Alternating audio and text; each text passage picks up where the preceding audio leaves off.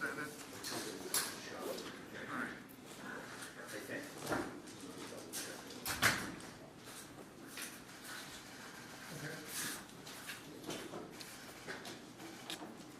Mr. Brian Walsh, this complaint 230136 out of Cohasset, you're charged with intimidation of a witness on the 8th of January 2023. A not guilty plea will be entered. Do you understand that charge, Mr. Walsh?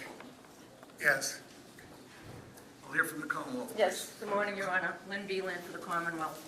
Your Honor, the charge before the court right now, the defendant is charged under the intimidation, that being misleading the police in the course of an investigation. The investigation was into the missing person of Ana Walshe. Ana is the wife of this defendant. She's 37 years old. They have 3 children, 2, 4, and 6. Ana Walshe was last seen on New Year's Day about between 4 and 6 a.m. in the morning. The defendant indicated that she left the house to go, she works in Washington, D.C. The defendant indicated in the subsequent interview that she left the house around 6 a.m. taking an Uber or Lyft to go to the airport, where she was going to go to work in D.C. That was the last time she was seen. In the course of the investigation, police were notified around January 4th by her employees in Washington, D.C. that she had not shown up for work on January 4th. That was the first time that she was notified that she was missing. Up until this point, the defendant had not notified anyone that she was missing. In the investigation, it was determined that she actually had a plane ticket for January 3rd, which she did not use, and did not show up at the airport, nor her D.C. job or her apartment in D.C. It was indicated that the defendant, police checked during the course of this investigation. There was not a Uber or any kind of Lyft that had picked her up on January 1st. In fact, in the course of the investigation, it was determined that her cell phone pinged in the area of the house, which is located on Chief Justice Cushing Way, that her phone pinged on the 1st and the 2nd, which is after the defendant had said she had left. Additionally, the defendant right now was on house arrest, pending sentencing in federal court. Part of that probation and condition, he was to report his whereabouts if he was to leave the house. He indicated as part of the investigation, when police spoke with him, that on January 1st, he went to his mother's house. However, it took him a lot longer because he got lost going to his mother's house in Swampscott. He also subsequently indicated and stated to the police that he went to Whole Foods and CVS. Police subsequently did surveillance and checked. There was no surveillance or indication that he went to Whole Foods nor CVS. He indicated he purchased some items. There's no receipts for him having purchased that. He then returned home. Surveillance was checked by several police during this time frame. These statements caused a lot of delay as part of the investigation, as police now were focusing on the North Shore. He further indicated that on January 2nd, as he was supposed to report in, that the only time he left is that he went to take his son for some ice cream.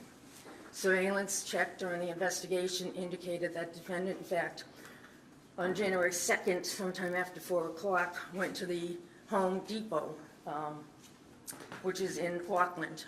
He's on surveillance at that time, purchasing about $450 worth of cleaning supplies. That would include mops, bucket, tops, T-Vex, drop cloths, as well as various kinds of tape. He's on surveillance at that time on January 2nd, even though he said he never left the house. Police obtained a search warrant and actually searched the house with crime scene services. During that time, they found blood in the basement. Blood was found in the basement area, as well as a knife, which also contained some blood. Could you repeat that last time I missed it? Yes, in the basement, crime scene services recovered and found blood in the basement area, in a section of the basement. There was also a knife that was found. On the knife, there was also blood, and part of the knife was damaged. Your Honor, these various statements caused a delay in the investigation to the point that during the time frame when he didn't report his wife and gave various statements, that allowed him time to either clean up evidence, dispose of evidence, in causing a delay. As of this time, Ana Walsh has not been found. So because of that, the Commonwealth is asking $500,000 cash bail. At this time, these are the charges. Ms. Minor. Good morning, Your Honor. Mr. Walsh's wife has been missing since January 1st, and it is true that her employer contacted the police on January 4th. However, that was as a result of Mr. Walsh, Brian Walsh, contacting the employer to say, I haven't heard from my wife. The employer suggested that their security team, who was a former law enforcement officer, contact both the Cohasset Police and the DC Metro Police, which he did. Mr. Walsh has given several interviews. We have consented to searches of his home.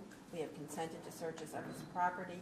We have consented to searches of his cell phone. I negotiated with First Assistant District Attorney, to demote you, Lynn Beeland, on the terms of that to protect attorney-client. He has been incredibly cooperative. The charges are not anything relating, he's not charged with murder.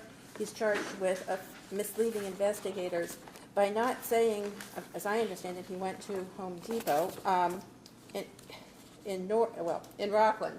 He did say he went to Press in Norwell, and as Your Honor knows, Rockland Home Depot was right next to Norwell.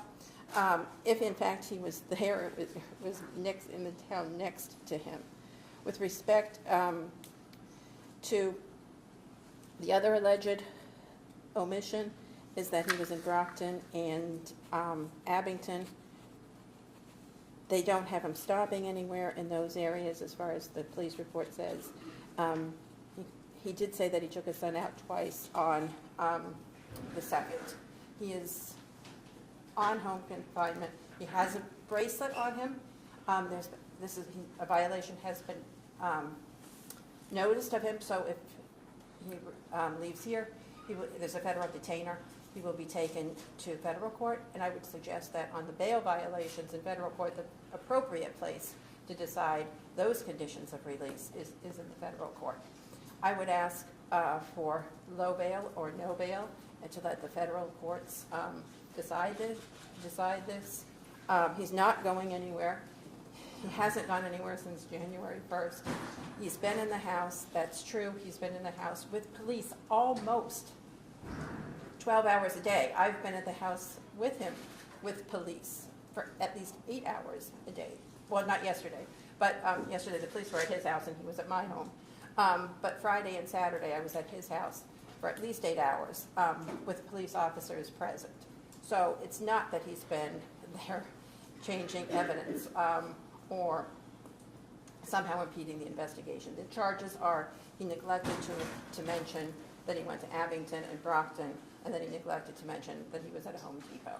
I suggest on those charges, for a regular person, as everybody has to be treated, that would be a no bail situation. With respect to violation of conditions of his federal bail, that is most appropriately dealt with in the federal court. Thank you very much, Your Honor.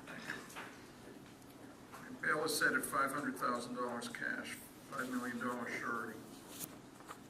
Can we get a 30-day date, Ms. Minor, please?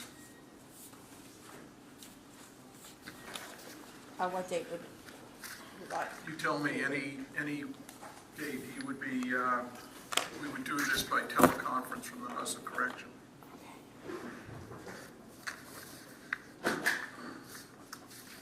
Richie, I want you to keep the, Yeah, if I can I just have a look. copy of the warrant, so keep that in the file, please. Thank you.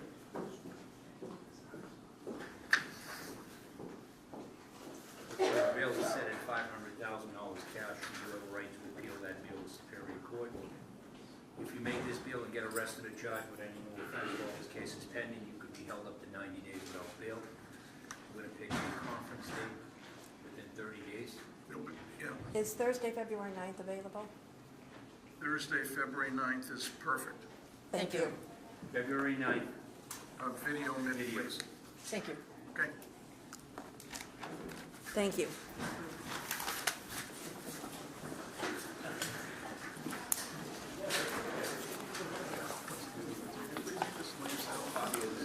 Thank you. Thank you.